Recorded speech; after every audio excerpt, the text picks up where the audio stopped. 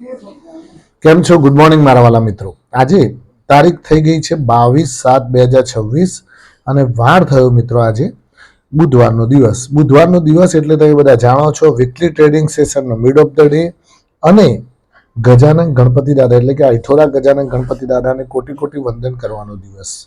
ખરું ને મિત્રો?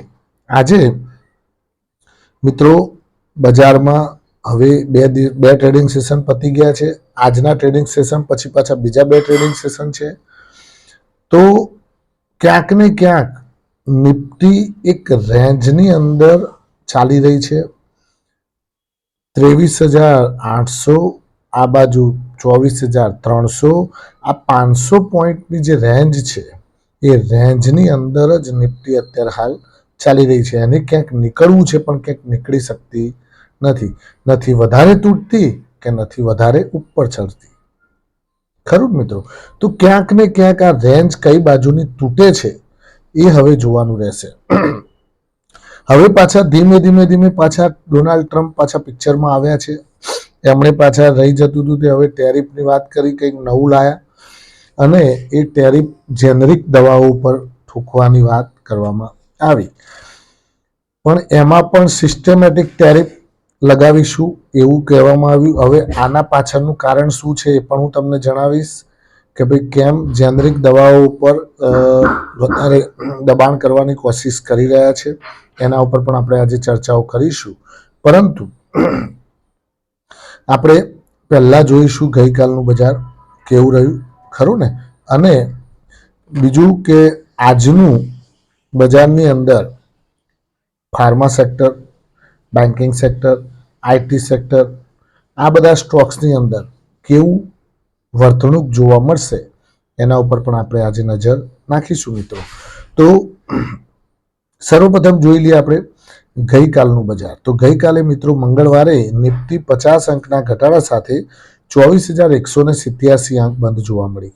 જ્યારે સેન્સેક્સ મિત્રો 235 અંકના ઘટાડા સાથે 77,470 અંક બંધ જોવા મળ્યું. હવે વાત કરીએ એફઆઈઆઈડીઆઈની એક્ટિવિટી. તો આ વખતે થોડું ઊંધું જોવા મળ્યું. ગઈકાલે મિત્રો કંઈક ઉલટું જોવા મળ્યું. એફઆઈઆઈએ કેશ માર્કેટમાં ખરીદારી કરી અને ડીઆઈઆઈએ કેશ માર્કેટમાં વેચવાલી કરી. કંઈક ઊંધું જોવા મળ્યું. એટલે કે એફઆઈઆઈએ 1,650 કરોડની કેશ માર્કેટની અંદર ખરીદારી કરતા જોવા મળ્યા નેટ, જ્યારે ડીઆઈઆઈ 656 કરોડની કેશ માર્કેટમાં વેચવાલી કરતા જોવા મળ્યા. હવે વધનારા શેરો ઘટનારા શેરો પર ફોકસ કરીએ તો વધનારા શેરોમાં જોઈએ તો કરુર વૈશ્ય બેંક 13.1% તેજી, Mahindra and Mahindra financial services 8.5% તેજી મિત્રો. આ પણ આપણે કહેલું છે ફાઇનાન્શિયલ સ્ટોક્સ જે 5 આપેલા તમને ટોપ 5 ફાઇનાન્શિયલ સ્ટોક્સમાં મહિન્દ્રા એન્ડ મહિન્દ્રા ફાઇનાન્સ પણ હતો. જો કોઈએ નીચા ભાવે લીધો હોય તો સારામાં સારો પ્રોફિટ પણ થતો જોવા મળતું હશે. કારણ કે આપણે એ વખતે તમને જ્યારે ડાઉનવર્ડ ડાયરેક્શનમાં કામ કરતો હતો ત્યારે આપણે કહ્યું હતું, પ્લસ એલએનટી ફાઇનાન્સ પણ કહ્યું હતું અને આદિત્ય બિરલા કેપિટલ પણ કહ્યું હતું. તો ધ્યાનથી જૂના વિડીયો પણ તમે વાગોળજો તો તમને આઈડિયા આવશે. ગુજરાત ફ્લોરો 6.7%ની તેજી.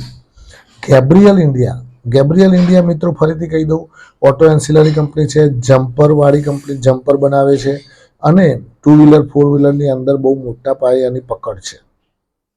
ગેબ્રિયલ એટલે વેલ નોન, વેલ ફેમસ અને વેલ બ્રાન્ડેડ કંપની છે. ગેબ્રિયલ એ ઓટો એન્સિલરી કંપનીમાં ટોપ મોસ્ટ કંપનીમાં નામ પણ એનું આવે છે. તો 6.5%નો એમાં ગઈકાલે ગેઇન જોવા મળ્યું. ડેટા પેટર્નમાં 6.3%ની તેજી જોવા મળી. ટીવીએસ મોટરમાં પણ 5.5%ની તેજી હતી. ટીવીએસ મોટર પણ હેવી વેઇટ છે મિત્રો, એ પણ ઓટો કંપની છે અને 2 વ્હીલરમાં મેજર એનું હોલ્ડિંગ છે મિત્રો. જેપી પાવર, હવે ટીવીએસ મોટરમાં મિત્રો કેમ કે અત્યારે હાલ ટીવીએસના ઇલેક્ટ્રિક 2 વ્હીલર વધારે ચાલી રહ્યા છે. આઈક્યુબ કે એવું કંઈક મોડલ આવેલું છે એનું, એ બહુ ચાલી રહ્યું છે અત્યારે ટીવીએસનું ઇલેક્ટ્રિક વ્હીકલ. ખરું ને? 2 વ્હીલર. જેપી પાવર પણ 5.1%ની તેજી સાથે કામકાજ કરતો હતો. એચએફસીએલ પણ 4.8%ની તેજી સાથે કામકાજ કરતો હતો. હવે ઘટનારા શેરો ઉપર ફોકસ કરીએ મિત્રો. તો ઘટનારા શેરોમાં Aditya Birla sun life AMC 6.8% એટલે કે 7% જેટલો ડાઉન જોવા મળ્યો ગઈકાલે. એજિસ લોજિસ્ટિક 5.1% તૂટ્યો. ટ્રાન્સફોર્મર એન્ડ રેક્ટિફાયર એ 5.6% તૂટ્યો. ગેલેન્ટ ઇસ્પાત મેટલ કંપની છે 4.7% એ પણ નીકળી ગયો. પ્રીમિયર એનર્જી 3.5% એ પણ નીકળી ગયો. આ પ્રીમિયર એનર્જીને આપણે લગભગ આઈ થિંક 780-790 ચાલતો ત્યારે કહ્યું હતું ભાઈ થોડા કરીને આને એડ કરવા રાખજો, કારણ કે એકદમ નીચે આવ્યો છે એટલે એકદમ પાછો ઉપર જતો રહેશે. આ તમને ચેક કરવા માટે આવેલો ખરું ને. લોકોએ 1000ની આસપાસ બહુ બાઇંગ કરેલું એટલે એમનું ક્યાંક ને ક્યાંક મોરર તોડવા માટે 780-790 સુધી પણ લાવવામાં આવ્યો હતો, બરાબર. તો એ મોરર જો ના તૂટ્યું હોય ને એમણે હોલ્ડ કરી રાખ્યું હશે તો વાંધો નથી, પણ અમુક લોકોને પેનિક કરીને માલ છોડાવી પણ દીધો હતો. એટલે ધ્યાન રાખજો, અમુક લોકોએ નીચા ભાવે પણ માલ પકડ્યો છે, તો 100% એ લોકોને બેનિફિટ થતો જોવા મળશે મિત્રો. પ્રીમિયર એનર્જી ખૂબ સારી કંપની છે એનર્જી સ્ટોક્સમાં. પેટીએમમાં 3.6% નો ઘટાડો જોવા મળ્યો અને વારી એનર્જીમાં પણ 3.5% ઘટાડો જોવા મળ્યો. હવે આ વાત થઈ ગઈ મિત્રો ગઈકાલના બજાર. હવે આજના બજારમાં મિત્રો જુઓ, આજે લગભગ 60-65 અંક ગિફ્ટ નિફ્ટી માઇનસ બતાવી રહી છે, પરંતુ કોસ્પી એટલે કે દક્ષિણ કોરિયાનો જે ઇન્ડેક્સ છે એ કોસ્પી અત્યારે 5.5%ની તેજી સાથે ધુઆધાર તેજી બતાવી રહ્યો છે. સાથે 0.5-2% આસપાસ નિકી પણ ચાલી રહ્યો છે જાપાનનો. એટલે બધા જ તેજી સાથે કામકાજ કરી રહ્યા છે. તો ક્યાંક ને ક્યાંક આપણા બજારના પણ સેન્ટિમેન્ટને ક્યાંક ને ક્યાંક સુધારવાની કોશિશ કરતું જોવા મળશે મિત્રો. હવે ડોનાલ્ડ ટ્રમ્પ ભાઈએ જેનરિક દવાઓ જે ઇન્ડિયાથી એક્સપોર્ટ થાય છે અમેરિકા અને અમેરિકામાં એ ઇમ્પોર્ટ થાય છે, તો એના ઉપર 100% ટેરિફ, કેટલું 100% ટેરિફ લગાવવાની જાહેરાત કરી દીધી. પણ એમાં પણ અમુક શરતો કે ભાઈ 1 ઓગસ્ટથી લાગુ પડશે, પણ 2 વર્ષ સુધી કોઈ ટેરિફ નહીં અને 2 વર્ષ પછી આ ટેરિફ ચાલુ થઈ જશે. આ ટાઈપની વાત કરવામાં આવી છે. પરંતુ ક્યાંક ને ક્યાંક ડોનાલ્ડ ટ્રમ્પભાઈનો ઈરાદો કંઈક અલગ છે મિત્રો. આ 2 વર્ષ સુધી કેમ એમણે ટેરિફમાં બાકાત રાખ્યા? કેમ કે ભાઈ 2 વર્ષમાં ક્યાંક ને ક્યાંક આ લોકો અહીંયા પ્લાન્ટ નાખે અમેરિકામાં દવાઓ બનાવવાનો, તો આપણા જે અમેરિકન્સ હોય, જે લોકલ સિટીઝન્સ હોય, એ લોકોને પણ ક્યાંક ને ક્યાંક રોજગારી મળે. એ હેતુસર એમણે આ તુક્કો અજમાવેલો છે. તો ક્યાંક ને ક્યાંક દવાઓની કંપનીઓને ત્યાં ઇન્વાઇટ કરવા માટે, પ્લાન્ટ નાખવા માટે, ક્યાંક ને ક્યાંક આ પ્રેશરાઇઝ કરવા માટે આ દાવ અજમાવ્યો છે, ખરું મિત્રો.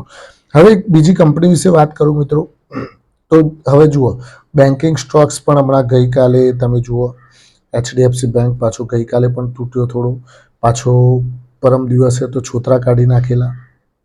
એક્સિસ બેંકના પણ છોતરા કાઢી નાખેલા. આ તો ICICI બેંક થોડી પકડી રહી છે, બરોબર ખરું ને. તો એના કારણે ક્યાંક ને ક્યાંક દબાણ જોવા મળી રહ્યું છે બેન્કિંગ સ્ટોક્સની અંદર. તો બેન્કિંગ સ્ટોક્સમાં પણ અત્યારે થોડી વીકનેસ પરમ દિવસથી આવી ગઈ, એટલે કે સોમવારથી. અને IT સ્ટોક્સ તો ઓલરેડી પહેલેથી ધરાશાયી થયેલા હતા, પાછા બાઉન્સ થોડા થાય છે, થોડા રિકવર થાય છે. હવે રહી જતું હતું તો ફાર્મા ઉપર આવ્યું અને ફાર્મા ઉપર પણ દબાણ કરવામાં આવ્યું. તો હવે કોણ બચાવશે? તો મિત્રો ઉપર લઈ જવા બજારને કે નિફ્ટીને ઉપર લઈ જવા માટે ક્યાંક ને ક્યાંક કોઈ હેવી વેટની તો જરૂર પડે જ. એમને એટલું બધું ઉપર બજાર ખેંચાય નહીં. હેવી વેટ જેની માર્કેટ કેપ બહુ હેવી છે અને એ જ લોકો જો બજારને ઉપર ખેંચીને લઈ જાય, જેમ કે હું તમને એક ઉદાહરણ આપું તો રિલાયન્સ ઇન્ડસ્ટ્રીઝ જો વન સાઈડ ચાલવા લાગે તો બજારને આખું ઉપરની સાઈડે ખેંચીને લઈ જઈ શકે. એ જ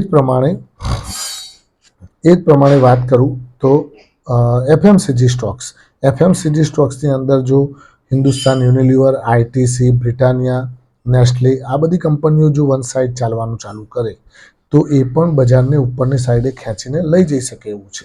પરંતુ બજારની કન્ડિશન પ્રમાણે અત્યારે બધા જ કન્સોલિડેશન મોડમાં ચાલી રહ્યા છે. ઉપર જાય નીચે આવે એ રીતે. Thank you very much. ખૂબ ખૂબ આભાર. આજનો દિવસ તમારા માટે શુભ રહે, લાભદાયી રહે, ફળદાયી રહે એ માય પ્રોફિટ પોઈન્ટ ચેનલ વતી આપ સૌને શુભકામના. Thank you.